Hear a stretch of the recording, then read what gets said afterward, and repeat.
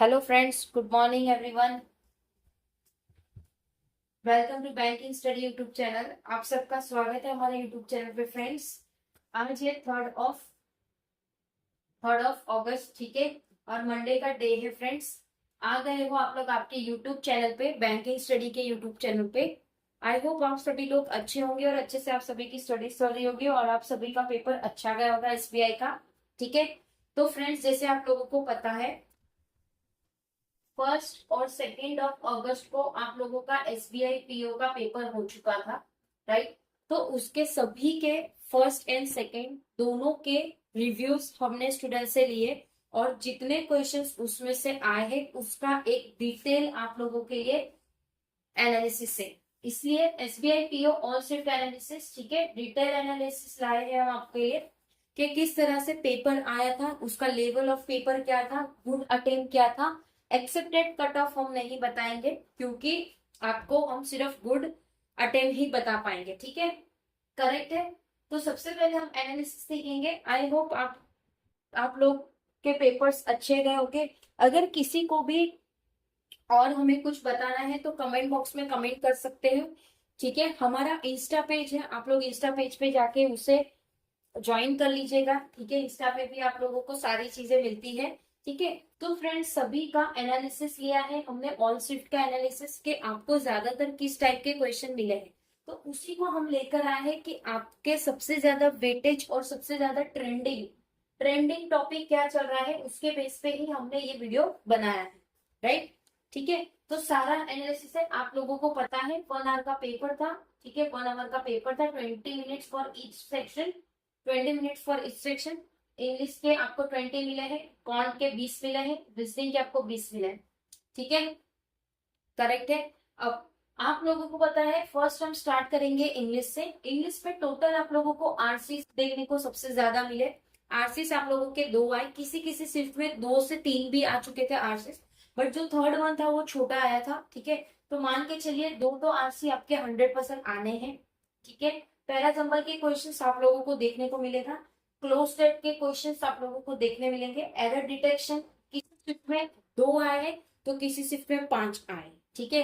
तो हमने ये 5 क्वेश्चंस लिखे, ये क्वेश्चंस लिखे ओनली फॉर द आपको एक ओवरऑल आइडिया आ जाए उसलिए, ठीक है।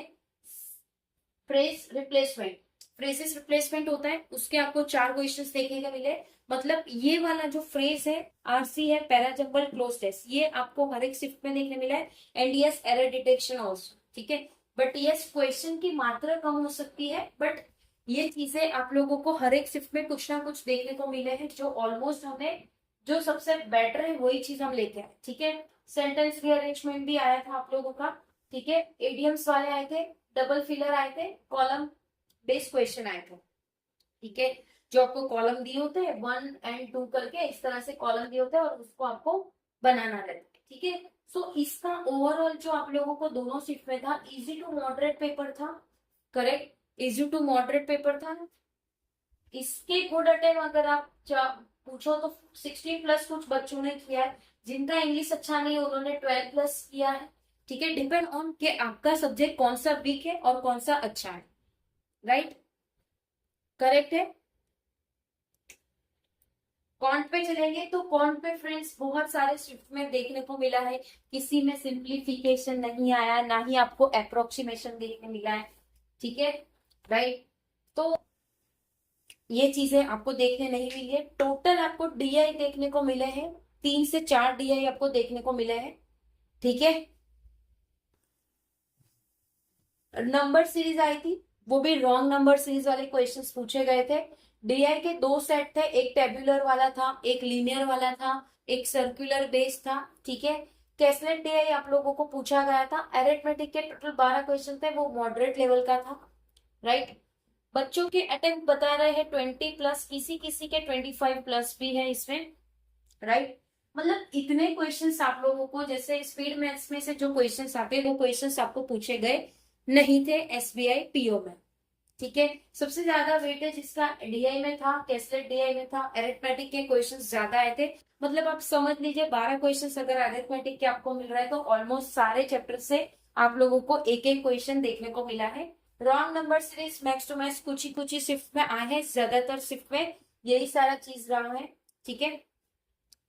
करेक्ट स्टार्ट हुआ है पेपर इंग्लिश से, सेकंड आपका कौन था एंड थर्ड रीजनिंग था। ओके, तो उस हिसाब से हमने पैटर्न ही बना दिया है वीडियो का कि आपका कॉन्ट का सेकंड सेशन था और फिर रीजनिंग। अब रीजनिंग पे चलते हैं फ्रेंड्स। रीजनिंग में आपको टोटल 4 से 5 पजल देखने को मिली है, राइट। हम आपको बोल बोल कर थक गए हैं कि हम डेली बेसिस पे आप लोगों को पजल की सीरीज करवा रहे हैं। इवनिंग पे आप लोगों की प्री एग्जाम की पजल सीरीज करवा रहे हैं। डेली डिफरेंट टाइप्स के पजल ढेर सारों करवा दिए हैं हमने। ऑलरेडी 2 सीरीज कंप्लीट हो चुकी है, 50 पजल सीरीज, उसके बाद 75 पजल सीरीज, और अभी हमारी चल रही है 100 पजल सीरीज, ठीक है। तो ऑलमोस्ट आप ये पजल सीरीज को स्टार्ट कर दीजिए। आपको आने वाले एग्जाम्स में सबसे ज्यादा वेटेज आपको इसमें भी देखने मिला होगा। देखिए, बॉक्स बेस्ड पजल आया था, पैरेलल बेस्ड पजल आया था, मंथ बेस्ड आया था, प्रोडक्ट परचेस मतलब वेरिएबल बेस्ड आया था, ईयर बेस्ड आया था, सिलॉक्स के क्वेश्चन देखने मिले, वर्ड फॉर्म मिले एंड वेरिएबल टाइप के आपको पजल्स देखने मिले, ठीक है। इसमें भी blood relation, direction, distance, coding, decoding, ये सारे क्वेश्चंस नहीं आए थे इस बार के एसबीआई के पेपर पे, ठीक है। तो इसका लेवल भी मॉडरेट था, ठीक है। बच्चों के 22 प्लस अटेम्प्ट थे, राइट। सो ये था पूरा एनालिसिस किसका, ये आपके सब्जेक्ट वाइज एनालिसिस था कि किस टाइप के क्वेश्चन सबसे ज्यादा हमको पूछे गए, राइट। तो ये आपको हमने डिटेल में बता दिया कि इस टाइप के क्वेश्चंस आए थे। डीआई सबसे ज्यादा वेटेज, जैसे कौन पे डीआई का सबसे ज्यादा वेटेज, उसी तरह से आपका रीजनिंग में भी सबसे ज्यादा वेटेज पजल के हैं। सो फ्रेंड्स, अभी से पजल स्टार्ट कर दीजिएगा आप लोग, ओके, ताकि आपको आने वाला एग्जाम जो आपका एलबीपीएस पीओ का जो एग्जाम है 20 के बाद है आपका पेपर, आपके पास अभी टाइम है। आप अपनी फटाफट सीरीज चालू कर दीजिए। प्ले लिस्ट ऑलरेडी बना रखा है हमने सेशन में मतलब हमारे चैनल पे, तो जाके आप प्ले लिस्ट करना स्टार्ट कर दीजिएगा, ठीक है। अब बात करते हैं गुड अटेम्प्ट और लास्ट ईयर की वैकेंसी और उसके अटेम्प्ट, ठीक है। तो फ्रेंड्स 2023 में वैकेंसी आई थी, 2000 वैकेंसी आई थी, उसकी कट ऑफ गई थी 59.25, ठीक है। वैकेंसी ज्यादा थी, कट ऑफ कम गया। सेम एज इट इज 2024 में आपकी वैकेंसी आई थी 600, कट ऑफ हाई गया था, क्योंकि इसका जो पेपर था टफ ही था, इजी इतना भी टफ नहीं था, डिफिकल्ट लेवल समझिए। टफ यहाँ पे आया था आपका, राइट। 2025 की बात करें, लास्ट ईयर की बात करें, 541 ही आपको वैकेंसी देखने मिली थी, जिसमें 66.75 की कट ऑफ गई थी। इजी पेपर था, मॉडरेट लेवल का, ठीक है। अब 2026 में इजी पेपर भी था, मॉडरेट भी था, डिफिकल्ट भी था। शिफ्ट वाइज चेंजेस हुए हैं, ठीक है। किसी के शिफ्ट में बहुत इजी पेपर पूछा गया तो किसी के शिफ्ट में बहुत हार्ड पेपर था, किसी के शिफ्ट में बहुत डिफिकल्टीज थी, किसी के शिफ्ट में मॉडरेट लेवल था, ठीक है। तो सेफ अटेम्प्ट की बात करें हम, तो सेफ अटेम्प्ट आप लोगों को बता दें 60 प्लस का सेफ अटेम्प्ट रहेगा, ठीक है। ठीक है, सिर्फ 60 प्लस का सेफ अटेम्प्ट रहेगा। 60 प्लस तो बैर मिनिमम है आपके सेफ अटेम्प्ट की बात हो रही है, कट ऑफ की बात नहीं हो रही है। मेक श्योर फिर कोई भी बच्चा हमें ये नहीं बोलेगा कि आपने ये कट ऑफ कही थी, ठीक है। तो ये चीज का ध्यान रखिए, हम कौन सा वर्ड यूज कर रहे हैं, हम सिर्फ गुड अटेम्प्ट की बात करें, जिसमें हम आपको बता रहे हैं कि 60 प्लस आपके safe attempt and good attempt होने चाहिए, ठीक है। अब इसी शिफ्ट का पेपर हुआ, सपोज इसी शिफ्ट का पेपर आ गया है आपके पास, तो उसमें गुड अटेम्प्ट 65 प्लस भी किए हैं, किन्हीं बच्चों ने 75 प्लस भी किए हैं, राइट। ओके, तो ये चीज का ध्यान रखना है आपको, तो इसलिए हमने इजी का दे दिया है, राइट। टफ है तो उनके 75 है, अब 75 नहीं, टफ में आपके 55 प्लस है। 55 प्लस क्यों, देखो जैसे अभी आपका सिर्फ बहुत हार्ड आया जिसमें बच्चों ने सिर्फ 55 ही अटेंड किए हैं, तो उसमें क्या होगा फ्रेंड्स, कुछ में आपके इजी पेपर आए, तो सारी चीजों को ध्यान में रखते हुए नॉर्मलाइज करेंगे। और अगर आपकी एक्यूरेसी 100% होगी, तो आपके मार्क्स बढ़ेंगे, ठीक है, घटेंगे नहीं, मार्क्स बढ़ेंगे।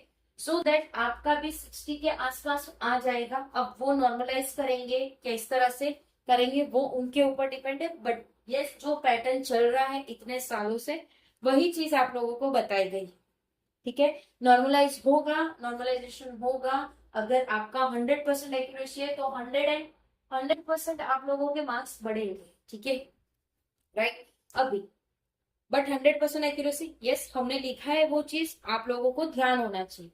ओके, अब किसी बच्चों का, बहुत सारे बच्चों का ये था कि क्या हम मेंस की तैयारी करें। तो फ्रेंड्स, जैसे ही आप अपने बैंकिंग की प्रिपरेशन स्टार्ट करते हो, आपको आपका प्री के लिए 2 से 3 महीना देना है, उसके बाद आपको साथ ही साथ आपको आपके मेंस की प्रिपरेशन चालू कर ही देनी है। आप लोग वेट करते हो कि जब हमारा प्री क्लियर होगा उसके बाद बेस करें, तो ये बिल्कुल गलत स्ट्रेटेजी है फ्रेंड्स, ठीक है। अगर आपको अपने ऊपर 100% वाला कॉन्फिडेंस है, 100% कॉन्फिडेंस, 100% एक्यूरेसी आपकी है, तो आपको मेंस की साथ में प्रिपरेशन चालू कर देनी है, जिसमें सबसे ज्यादा आपको ध्यान देना है जीए, ठीक है। जीए में ध्यान देना है, इंग्लिश में ध्यान देना है, रीजनिंग एंड आप लोगों का कॉन्ट, सभी को साथ में लेकर चलना है, ठीक है। हो सकता है किसी का एवरेज हो कोई सब्जेक्ट, बट यस आपको उस लेवल तक पहुंचना है जिसमें आपका पेपर क्लियर हो, राइट। तो प्रिपरेशन तो आपको स्टार्टिंग से ही करनी है। फिर भी अगर जिन बच्चों को थोड़ा थोड़ा डाउट है, तो आप अभी, ये पेपर आपका अगर बिगड़ा है, नो वरीज, ये पेपर बिगड़ा है, ठीक है, तो आप इसके आने वाले 20 दिन के बाद आप लोगों का पेपर है IBPS PO का, आप उसके लिए और ज्यादा मेहनत करिए, और मेंस के जो पजल है DI है वो करते रहिए। डेली बेसिस पे आप लोग GA करते रहिए, वो सारी चीजें जो आपको करनी है वो आपको डेफिनेटली करते रहना, ठीक है। ओके, क्योंकि जब आपका पेपर क्लियर होगा, आपके पास ज्यादा समय नहीं मिलेगा मेंस के लिए, तो फटाफट फटाफट चीजों में आप हड़बड़ हो जाओगे, जिससे आपका ध्यान भी भटकेगा। इससे बेटर है साथ में लेकर चलोगे, वेरी स्मूथली आप लोगों की प्रिपरेशन रहेगी, करेक्ट।